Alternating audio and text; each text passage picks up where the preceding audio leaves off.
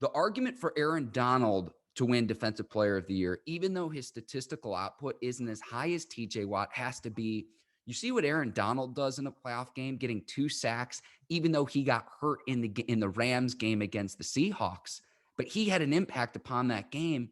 And I'm looking around and I'm like, TJ Watt's got to make a play, especially considering that the Browns are down to their fourth string offensive tackle because Chris Hubbard, the guy who would normally fill in for the Browns, is out with the season-ending injury. They put in Kendall Lamm, and for whatever reason, the Browns did an excellent job on TJ Watt and company up front. The Browns did not allow a sack in last night's game. Mark, I don't know if you was paying attention because this is something I really didn't know.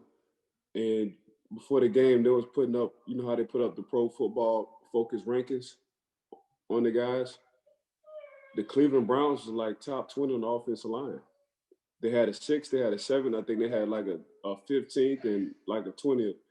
And I'm like, I'm like, man, these boys really got a nice old line. And that's truly how you want to start your franchise, whether it's offensive line and defensive line. But they did a hell of a job. They established a line of scrimmage. I don't care if it was TJ, JJ, or whatever Watt it was, or Aaron Donald. I don't care who you had at the defensive line last night. Them boys established the line of scrimmage. Them boys talking about the Cleveland Browns offensive line from the first play, you know? So, I mean, you got to give credit when credit is due. And whether you're trying to get it on the defense or offensive line, you want to establish this is how the game is going to be for the next 60 minutes. And that's exactly what the Cleveland Browns did last night. And if you want to talk about from a physicality standpoint, Ike, go back and watch the play of Kareem Hunt's second touchdown. The Browns are up 21 to nothing, and he goes in to score. And then after the extra point, they go up 28 to nothing.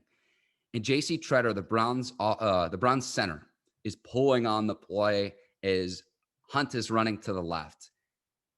He absolutely smoked a Steelers defender. I'm not sure which one it was on the replay that I saw, but go back and watch that play. And you could just tell from that standpoint, the physicality of what the Browns offensive line was doing up front. And that was a key difference in last night's game.